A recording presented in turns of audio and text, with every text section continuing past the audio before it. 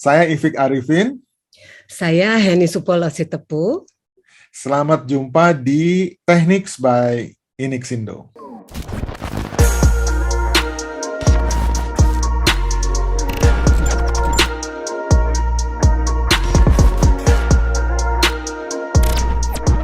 Oke, Mbak Heni apa kabar?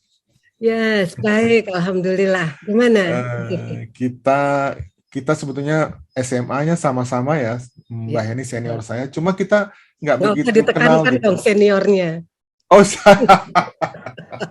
senioritas. Kemudian ya, saya justru kenal Mbak Heni sebagai tokoh pendidikan di Indonesia ini ya, selama ini. Jadi nama Mbak Heni itu sudah identik dengan seorang tokoh pendidikan. Tapi sebelumnya Mbak Heni Supolo, waktu setelah selesai SMA itu kemana Mbak larinya?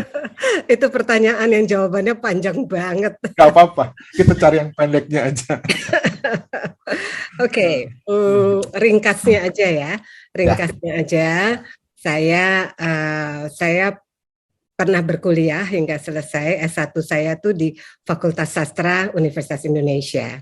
Ya. Saat itu saya begitu selesai, saya menjadi ketua senat ya. Begitu selesai, saya diminta menjadi asisten dari almarhum Ibu Tuti Indra Malaon. Jadi saya sempat menjadi asisten, tapi sekaligus pada saat yang sama saya bekerja di bagian non litigasi LBH Jakarta. Non litigasi itu urusannya mengenai hak asasi ya, lebih banyak hak asasi. Ya. Itu udah lama juga ya, jadi hak asasi itu sudah dibicarakan sejak awal gitu ya. Udah lama, karena waktu saya di LBH saja kan LBH sudah berapa tahun. Saya di sana tahun 80. Dan 4 tahun saya di sana di bagian non litigasi dan lebih banyak dealing dengan buruh perempuan. Pada saat yang sama saya menjadi asisten pengajarnya Ibu Tuti, tapi hanya 2 tahun gitu. Nah, saya menikah. Ketika saya menikah dan punya anak, saya membawa anak saya ke LBH malam gitu kadang-kadang kalau ketemu buruh, dan anak saya 2 kali flu ya pulang, sehingga saya memutuskan mungkin ini bukan tempat yang tepat untuk saya. Jadi saya switch ke pendidikan karena pada saat itu pun di LBH yang kami lakukan itu adalah konsep bantuan hukum struktural, yang intinya adalah seseorang perlu mengetahui kekuatan dirinya, lalu kekuatan lingkungan, termasuk bagaimana sebetulnya perlindungan hukum padanya, dan menggunakan itu untuk membantu dirinya sendiri dan membantu lingkungan. Artinya untuk kebaikan bersama. Inti dari pendidikan kan sebenarnya itu. Jadi ketika saya switch ke pendidikan juga nggak terlalu beda. Ya, saya tidak merasa ada terlalu perbedaan. Saya merintis sekolah namanya Al-Izhar Pondok Labu mulai tahun 85. Lalu 87 baru sekolah itu dibuka. Jadi 2 tahun waktu yang kami gunakan untuk menyiapkan sekolah. Kira-kira itu. Nah, tahun 2006 saya menjadi ketua dari sebuah yayasan namanya Yayasan Cahaya Guru. Pada saat itu kami menemani guru-guru dari sekolah-sekolah yang kurang beruntung. Sekolah yang kurang beruntung itu sekolah yang kurang mendapatkan akses pada berbagai pelatihan yang dibutuhkan. Jadi kata kuncinya yang dibutuhkan ya. Sehingga, tapi pada saat yang sama kami menemukan ada isu kebinekaan yang tertutup. Guru-guru menyebutkan itu dengan bisik-bisik. Jarang sekali yang mau mengangkatnya dengan terbuka. Nah, karena itu mulai 2010 kami fokus, kami ingin menemani guru untuk isu kebinekaan, kebangsaan, dan kemanusiaan. Mengapa 3 hal itu? Karena kebinekaan ini adalah sesuatu kekuatan yang membentuk bangsa Indonesia. Tanpa ini bangsa Indonesia nggak ada. Dan dasar dari keduanya adalah kemanusiaan. Jadi ketika kita bicara kebinekaan dan kebangsaan, sebetulnya kita bicara kemanusiaan. Jadi itulah kira-kira Mas Ifik sampai Ya, terus sekarang. keberagaman gitu ya. Artinya Iya, kita kita ini nggak cuma beda gender, kita juga beda agama, beda ras gitu ya, dan beda budaya lah gitu ya. Dan dan itu bahkan dalam satu membuat, agama pun bisa beda aliran kan? nah itu dia puluhan aliran bahkan ya. Ya, jadi Tapi keberagaman ini kan sifatnya pribadi gitu ya. Jadi kalau kamu beragama sesuatu A, misalnya agamanya A, itu kan urusannya dia, bukan urusan kita bersama, gitu kan? Tapi ini menjadi masalah ya, jadi artinya masalah mungkin besar juga itu. dengan budaya kita yang senang berkumpul, kemudian mengidentifikasikan sebagai satu. Jadi yang misalnya katakanlah yang berasal dari daerah ini dia lebih senang bergaul dengan daerah yang sama gitu ya. Tapi begitu ketemu dengan benturan budaya dari daerah lain terjadilah konflik. Begitu kira-kira ya. Apakah ini nggak manusiawi? Karena setahu saya di negara maju pun problemnya masih sama nih. Kan masalah kemanusiaan bukan masalah negara berkembang atau negara maju. Hmm, Jadi dan saya rasa yang paling celaka itu kan pada saat seseorang atau satu komunitas atau satu kelompok merasa membawa bendera kebenaran. Itu ya, kan sebetulnya. ya, ya, ya, Kalau keragamannya sendiri akan sangat bisa menguatkan dan tidak jadi soal. Menjadi soal pada saat seseorang merasa membawa bendera kebenaran dan merasa harus menyeragamkan yang lain supaya kalian benarnya sama seperti saya gitu. Jadi itu satu jadi sesuatu yang relatif tapi dipaksakan gitu ya. sudah tidak menjadi relatif jadinya kan. Iya, ya. Aduh. Merasa paling benar itu kan ya memang Dan saya tadi tertarik pada komentar Mas Ifik ketika mengatakan mestinya agama itu pribadi. Saya sepakat sekali. Tapi apa yang terjadi?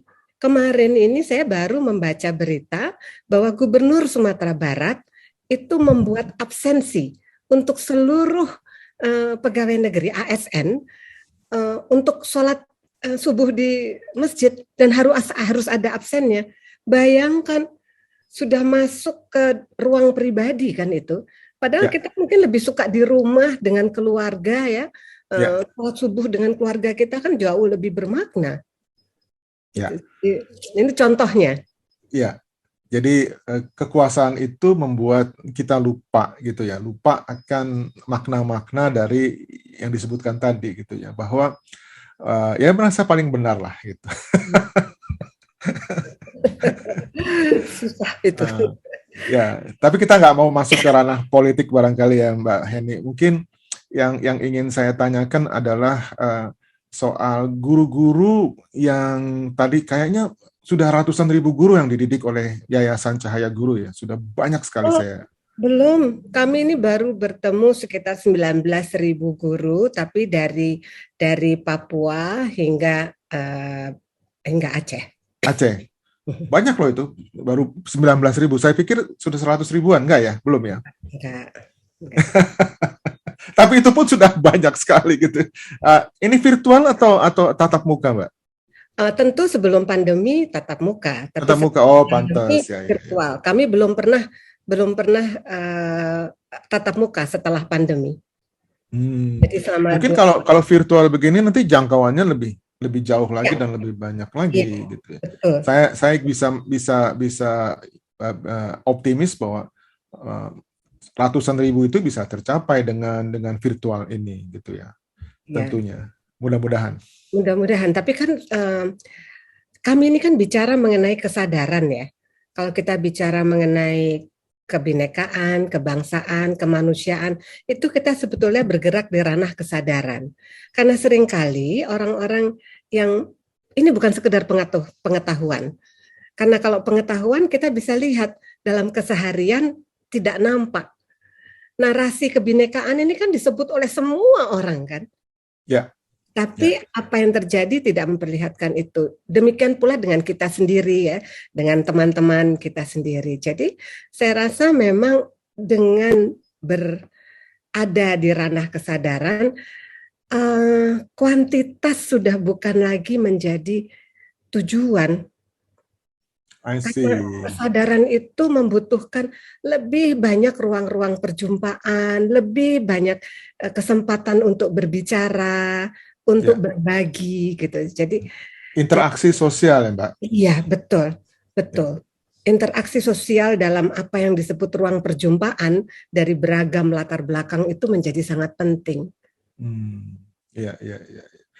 Sebetulnya dalam pembelajaran juga begitu ya. Kalau kalau kita lihat interaksi sosial itu kadang-kadang, apalagi di masa pandemi ini, itu sulit terjadi karena kita berbeda virtual. Kontak itu praktis hilang. Kemudian kita berharap bahwa di sudut sana mendengarkan apa yang kita bicarakan. Itu jadi semuanya serba harapan gitu. Ya. Betul. Nah, bagaimana nih mengatasi masa pandemi ini sehingga para guru itu betul-betul menyadari bahwa pola pengajaran mereka itu harus berubah menyesuaikan. Sampai di mana kira-kira perkembangannya, Mbak Heni? Begini, mungkin satu hal yang kita sama-sama harus mengakui adalah uh, digital divide atau kesenjangan digital itu tidak main-main. Antara satu tempat dengan satu tempat lain itu bisa sangat tinggi. Jadi itu dulu yang kita perlu paham ya, bahwa pandemi ini mengajarkan melakukan generalisasi itu sangat bahaya. Karena tempat-tempat lain listrik aja susah gitu. Betul. Apalagi, ya kan? Betul. Dan termasuk di Jakarta juga, perbatasan Jakarta Bekasi itu saya dengar juga ada kondisi-kondisi seperti itu. Nah ini satu contoh bahwa kita pun bisa mengalami kendala-kendala kan. Betul. Jaringan saya beberapa hari yang lalu on and off, nggak keruan. Jadi satu contoh. Belum lagi kami dengan mudah bisa menemukan sekolah-sekolah di DKI ini yang lebih dari 80% siswanya tidak punya gawai. Kalau gawai aja nggak punya, kan susah ini. Jadi memang sulit sekali untuk cahaya guru ya, terutama untuk menuntut bahwa ayo kita semua harus berpikir ke 5.0. Aduh, 5.0, 2.0 ya belum gitu.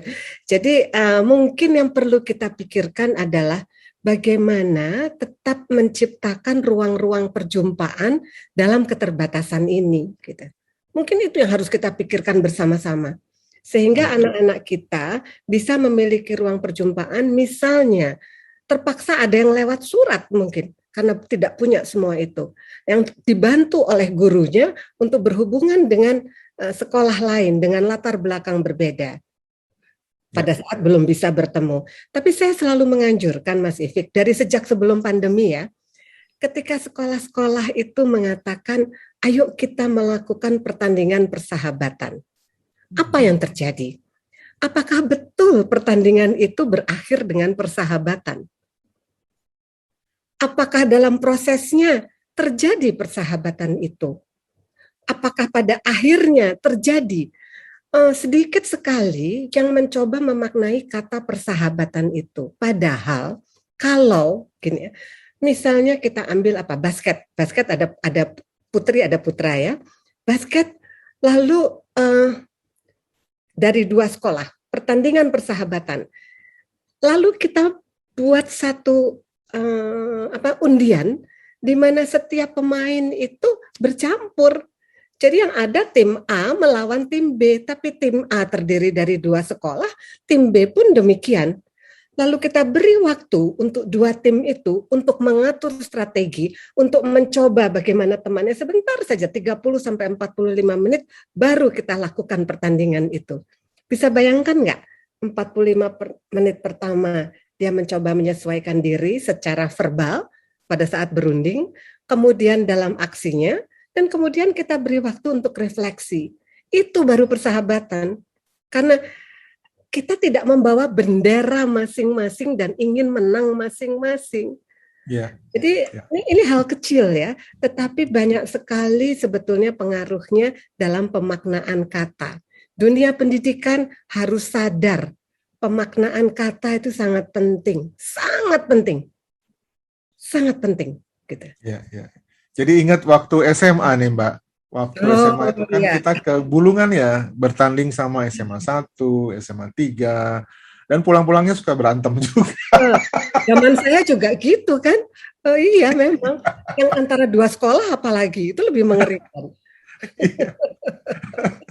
Betul. Ya, jadi bukan persahabatan yang didapatkan, malah permusuhan gitu ya. Iya betul. Tapi itu seninya barangkali ya, seninya. Karena mungkin walaupun kedengarannya negatif, tapi saya yakin tetap ada unsur-unsur positifnya gitu ya. Ya Iya, selalu begitu ya. Tapi barangkali ya. kalau Tapi pertanyaannya, memang betul. Jadi kesadaran ini harus ditanamkan ke anak-anak muda, Bu, terutama misalnya OSIS-nya gitu. Mereka yang membimbing teman-temannya gitu kan, dan OSIS-nya dari gurunya juga. Akhirnya iya, saya rasa masuknya harus guru ya membentuk yang diri. kalau gurunya itu bisa memiliki inspirasi itu, tentu OSISnya senang sekali. Siapa sih yang nggak senang untuk berteman? Nggak ada anak muda yang tidak senang untuk berteman. Guru itu kan mestinya bisa memberikan inspirasi ya.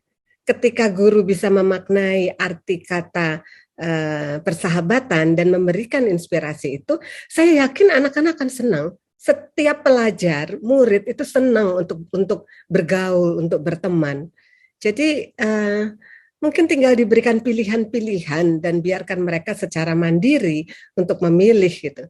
Mana yang kira-kira lebih cocok dengan dunia mereka dan itu akan sangat menyenangkan. Ya, ya, ya. Masa-masa SMA memang masa-masa yang menyenangkan. Tuh, Iya nggak, Mbak? tuh. Kasihan ya yang pandemi ini 2 tahun nggak ketemu temen. Iya, gimana dong? Betul. Terutama yang kelas 1 ya. Yang kelas 1 sekarang udah tiba-tiba udah kelas 2 tanpa tanpa jumpa udah jadi kelas 2 gitu ya. Jadi gini, mungkin topik yang ingin saya angkat ke atas ini adalah meningkatkan profesionalisme guru gitu ya. Karena pada dasarnya ternyata kalau murid itu kan membina murid dengan baik, kayak himpunan alumni SMA 4 tuh berusaha untuk mendidik siswa-siswa mudanya sehingga bisa ikut ujian nantinya dengan lebih baik. Tapi sebetulnya yang jadi kunci dari keberhasilan sebuah sekolah itu adalah profesionalitas dari gurunya sendiri. Karena kan muridnya masuk dan pergi begitu, tapi gurunya kan biasanya mutasinya nggak terlalu sering gitu.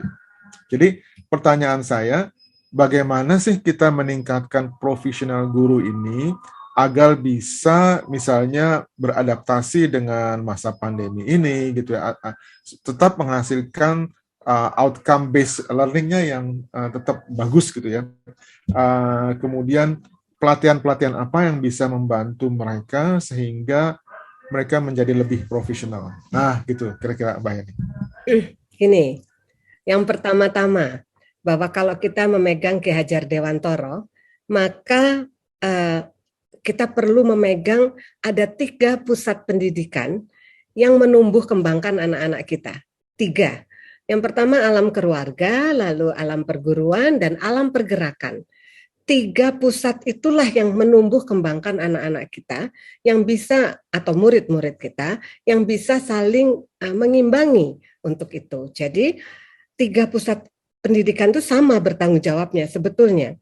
Tetapi bila pertanyaannya adalah meningkatkan profesionalitas guru, maka tentu kita perlu melihat kembali seberapa jauh kita paham apa yang dibutuhkan oleh guru. Kalau kita bicara dari SMA 4 misalnya, apa sih yang dibutuhkan oleh guru-guru di sekolah itu? Apa sih visi dari tim guru ke depan? Apakah apa yang seringkali kita sebut ya, bagian yang paling sederhana saja, kompetensi yang paling dasar dari abad 21, yaitu kemampuan untuk berkomunikasi, kemampuan bekerja sama, kemampuan berpikir kritis dan inovatif, itu apakah itu semua dipahami dan ditumbuh kembangkan gitu. Karena 4 hal yang sangat dasar ini kemampuan yang dasar Dan empat-empatnya sangat membutuhkan wawasan keragaman. Karena kita nggak akan mungkin kerjasama kalau kita merasa bahwa cuma bisa atau cuma nyaman hanya dengan kelompok tertentu. Kita nggak mungkin bisa berkomunikasi dengan baik kalau kita juga tidak terbiasa menghadapi latar belakang yang berbeda, apalagi berpikir kritis dan kreatif. Nggak akan mungkin itu terjadi, kita nggak akan mungkin berani untuk mengatakan apa yang kita anggap sebagai kayaknya pemikiran saya nggak sama deh. Padahal sangat penting itu ditumbuh kembangkan pada anak kita. Jadi mungkin kita mulai dari basis dulu saja. Dari 4 hal ini, mana yang kira-kira masih perlu ditemani? Mana yang kita bisa lakukan? Karena kita termasuk kalau dalam 3 pusat pendidikan, kita mungkin termasuk dalam alam perguruan, tapi pada saat yang sama, karena Mas Sifik juga dalam dunia pendidikan, kita juga masuk dalam alam keluarga kan, karena kita juga masuk dalam keluarga. Pada saat yang sama, kita juga berperan dalam alam pergerakan yang tidak di keduanya saja. Jadi saya kira mungkin ini, jadi kita perlu mengetahui dulu apa yang dibutuhkan, lalu kita melihat apa yang kita miliki. Formatnya tuh mudah kok sebetulnya. Kita paham kekuatan diri, kita paham kekuatan lingkungan, lalu menggunakannya untuk kepentingan kebaikan dan perbaikan bersama. Itu aja formatnya. Semangat, Mbak. Oke. Betul. Jadi memang kita harus mulai dari apa namanya? Mungkin sekarang model pembelajaran yang baik itu kan dari guru-guru, setiap orang seharusnya punya kemampuan berkomunikasi gitu ya. Tapi apakah itu juga masuk ke dalam kurikulum, dan apakah itu juga dimonitor, ada instrumen yang melihat bahwa ini sudah dilakukan? Karena biasanya dialog antara murid itu jarang terjadi di kelas. Yang terjadi adalah guru tetap memberikan materinya sesuai dengan kewajiban dia, gitu.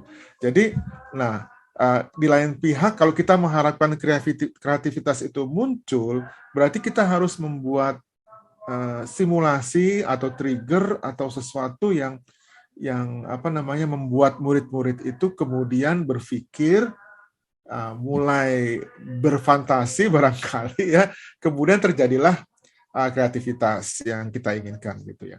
Nah, kolaborasi antara murid itu juga perlu gitu ya. Artinya diskusi di antara mereka sendiri, dan tidak ada yang benar atau yang salah begitu ya. Tapi apakah ini dipahami oleh banyak guru, Mbak Heni? Karena yang saya lihat di sekolah itu ada guru favorit, ada guru yang tidak favorit sama sekali. Kasihan. Mungkin apakah ini memerlukan bakat ya? Kamu harus berbakat menjadi guru, atau memerlukan sesuatu basic understanding sehingga kita tahu bahwa tugas-tugas guru itu sebenarnya ini dan satu-satu ya. Saya bingung ini dari mana. Aduh, tapi begini kan sebetulnya, saya mengutip lagi Ki Hajar Dewantoro ya, karena saya sangat suka. Ki Hajar Dewantoro kan mengatakan naluri pendidik adalah melihat anak-anaknya selamat dan bahagia. Satu. Jadi itu perlu kita ingatkan terus, karena deep inside ya, semua guru, semua pendidik, saya yakin punya itu. Bahwa kemudian tergerus oleh kebutuhan-kebutuhan yang membuatnya bingung, atau oleh tugas-tugas administratif yang membuatnya sulit menetapkan prioritas, itu hal lain lagi. Nah, jadi itu ada hal-hal basis yang perlu diingatkan. Yang pertama itu. Yang kedua adalah tadi, bahwa untuk mendampingi, menemani anak-anak kita menyongsong masa depan yang gemilang, setidak-tidaknya 4 hal itu perlu. Dan bagaimana anak-anak bisa melakukan itu bila mana kita sendiri tidak memberikan contohnya. Karena dalam berkomunikasi pasti peran mendengar itu sangat penting kan. Seberapa jauh kita tuh sabar. Saya selalu menganjurkan teman-teman guru untuk melatih dengan pasangan hidupnya aja. pada saat ngomong gitu, kamu lihat jamnya, berapa lama kamu tahan untuk tidak memotong. Itu yang paling kita temui dalam sehari-hari. Atau anak-anaknya, lihat berapa lama kita tidak memotong. Itu latihan mendengarkan yang sangat mudah dan bisa kita lakukan setiap saat. Padahal mendengar itu ketika kita bicara keterampilan atau kemampuan atau kompetensi komunikasi membuat berpengaruh sangat besar. Karena ketika kita melatih diri kita mendengar aktif, kita tahu bahwa respons kita pun bisa mengikuti alur pikiran itu. Nah, itu kan penting ya untuk satu teman bicara. Teman bicara, kita bukan lawan bicara, tapi teman bicara. Dan hal-hal semacam itu saya kira basis dan bisa dilatihkan kok. Jadi kalau ditanya apakah bakat atau tidak, saya merasa menjadi guru itu panggilan. Kalau nggak akan memilih satu profesi yang nggak akan bisa jadi kaya, pertama. Tetapi pada saat yang sama, semua orang seakan lebih tahu dari guru itu sendiri kan. Guru itu kan diharap menyiapkan pemimpin bangsa. Tapi pada saat yang sama, kalau kita melihat hak atau apa yang kita berikan, atau bahkan penghargaan, tidak perlu dalam bentuk uang deh, penghargaan dalam keseharian kita pun jangan-jangan enggak. Saya pernah mencoba ya beberapa tahun berturut-turut menanyakan pada orang tua berapa yang ingin anaknya jadi guru. Itu cerminan berapa sih yang ingin anaknya jadi guru dan mengapa? Rata-rata semua mengatakan bahwa mereka tidak bisa membayangkan anaknya tidak bisa dihargai. Nah, jadi kita tahu kan masalahnya begitu kompleks. Sehingga apakah adil kita lalu menuntut sementara kita sendiri tidak ingin anak-anak kita menjadi guru. Jadi di situ ada beberapa hal yang juga perlu kita refleksikan ya, perlu kita lihat. Saya sih lebih memilih gini Mas Ifik. Ya. Kita cari teman-teman guru yang bisa jadi inspirasi dimanapun mereka berada, lalu kita bantu suarakan. Kita beritakan bahwa di Sawai, teman-teman, di Sawai ini, di pulau di Teluk Sawai di Seram ini, pada saat konflik 99 sampai 2004 di Maluku, seorang kepala sekolah dengan seorang guru SMP berhasil mengumpulkan para masyarakat di sana dan menyatakan hapuama. Hapuama itu saling merangkul, saling menggendong. Persaudaraan. Sehingga ketika perusuh dalam tanda kutip mendekati mereka, ketika yang datang adalah Nasrani, maka yang mengusir adalah saudara-saudaranya yang seagama. Ketika yang datang Muslim, maka yang mengusir juga saudara-saudara yang seagama. Jadi mereka tetap luput dari konflik tersebut sambil menyelamatkan anak-anak yang oleh orang tua dititipkan pada mereka. Jadi mereka menerima anak-anak, tapi orang tuanya mereka nggak terima karena mereka takut terjadi konflik. Lebih dari 300 anak loh. Jadi bayangkan ada cerita begini indah dari Sawai, dari seorang kepala sekolah dan seorang guru SMP, tapi jarang kita dengar. Lalu di Jawa Barat, seorang bapak guru, dari mulai tahun 2007 itu berusaha untuk meyakinkan para bapak, ya, para bapak bahwa perkawinan yang dia siapkan buat anaknya itu akan mencelakakan semuanya. Caranya sederhana, dihitung bersama. Pak, kenapa anakmu mau dikawinkan? Untuk mengurangi perut yang diisi. Oke, jadi taruhlah tadinya 8 dikurangi jadi 7. Lalu sesudah anakmu kawin, kalau dia lalu cerai, kembali enggak? Di tempat itu, di Tegalwaru ya, di tempat itu pada saat itu tahun 2007, lebih dari 50% anak perempuan tidak melanjutkan ke SMP karena dikawinkan. Lalu dia tanya, kalau 2-3 tahun lagi kembali cerai, diterima enggak? Ya diterima. Kalau udah punya anak, diterima enggak? Ya diterima. Jadi pada saat itu berapa dong perut yang harus Bapak isi? Sedangkan pada saat itu anakmu udah kehilangan waktu untuk belajar, kehilangan kesempatan untuk bekerja yang lebih baik. Tempat itu 100% siswa kemudian meneruskan ke SMP bahkan ke SMA 4 tahun sebelumnya. Ini cerita luar biasa dari keberhasilan seorang guru. Nah, ini cerita masih banyak lagi nih. Jadi Cahaya Guru tuh mengumpulkan cerita-cerita ini. Saya bisa kirim pada Ivik nanti untuk membacanya. Karena mungkin bisa Mas Ivik membantu sekali-sekali mendengarkan cerita mereka dan menyiarkan ke yang lain-lain. Dengan senang hati, senang hati, Mbak Heni. Ya. Kita perlu memang, artinya contoh-contoh positif ini selain menggugah hati kita sendiri, itu akan memberikan kesadaran yang tinggi gitu ya. Artinya kita kan hidup udah bukan lagi di zaman kolonial gitu ya, atau di mana ada tekanan-tekanan yang kita nggak bisa hadapi. Sekarang tekanannya adalah tekanan ekonomi, beda lah gitu ya. Tapi kita harus bisa mempunyai satu persepsi atau yang membuat hal ini menjadi jauh lebih baik dari yang sudah ada gitu. Optimis. Jadi kalau mendengar cerita-cerita itu tentunya sangat inspiratif ya, dan ya boleh Mbak Heni nanti kenalkan saya dengan tokoh-tokoh itu supaya kalau masih tokoh-tokohnya masih aktif, saya bisa ajak podcast juga. Masih aktif, bisa saya berikan. Saya berikan. Cuma kalau yang Sawai, sering sekali mereka sulit sekali mendapatkan jaringan. Jadi yang susah. Tapi yang di Tegalwaru bisa, di tempat-tempat lain bisa. Nanti saya berikan. Boleh. Daripada kita fokus pada yang gelap, gitu ya, lebih baik sinar-sinar ini kita beritakan sebagai inspirasi untuk yang belum melakukan, sekaligus penguatan untuk yang melakukan. Jadi yang untuk melakukan juga butuh penguatan, kan? Ya. Jadi memang problemnya ya selain multikultural gitu ya, juga ketidakadilan itu masih sering dirasakan gitu ya. Lebih parah lagi mungkin di daerah-daerah begitu ya. Kita sih kurang begitu dengar gitu ya.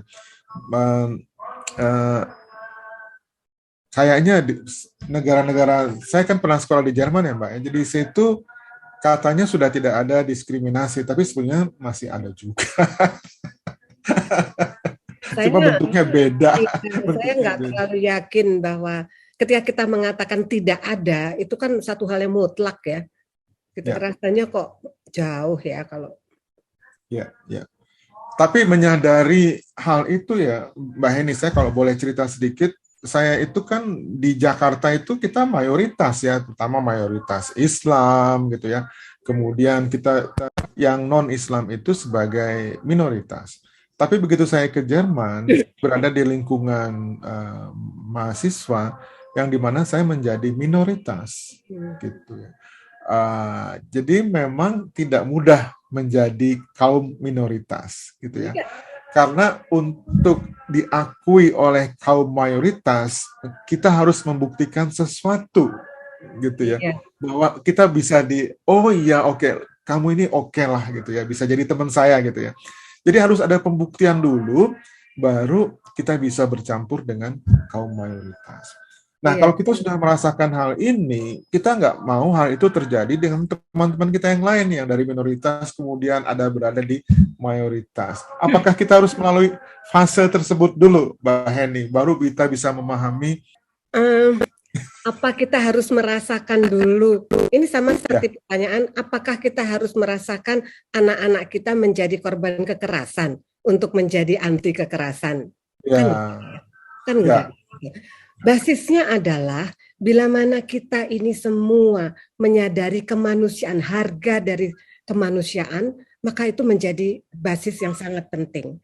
Nah, kalau kita bicara mengenai lintas kepercayaan atau agama, saya rasa yang sangat penting adalah menciptakan ruang-ruang perjumpaan. Ketika kita bersama-sama dalam satu ruang, lalu kita bisa membicarakan apa yang kita pikirkan, maka prasangka mungkin akan pelan-pelan menghilang. lalu satu pengimbangan akan terjadi. Jadi situasi yang lebih harmonis, lebih dinamis akan terasa. Tapi itu kan tidak mungkin kalau kita tidak pernah memiliki ruang perjumpaan. Tak kenal maka tak sayang itu benar. Itu benar. Karena kalau kita tidak pernah kenal, kita mungkin hanya mendengar apa yang orang bilang. Betapa banyaknya orang-orang di sekeliling kita yang mungkin memang hanya bergaul dengan itu-itu saja dan merasa yang lainnya adalah seperti apa yang dia dengar, bukan apa yang dia alami. Gitu.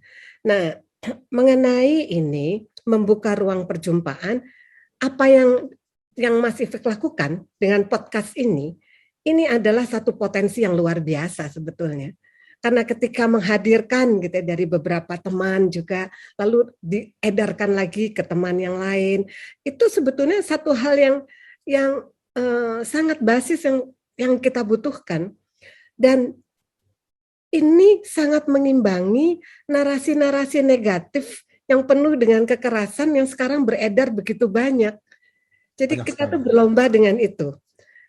Kita berlomba dengan itu sebetulnya. Tapi nggak perlu kita ini menjadi minoritas untuk lalu merasakan itu kalau kita memegang apa yang disebut misalnya ya, dalam agama-agama itu apa yang disebut sebagai golden rule atau kaidah emas yang selalu ada di setiap kepercayaan.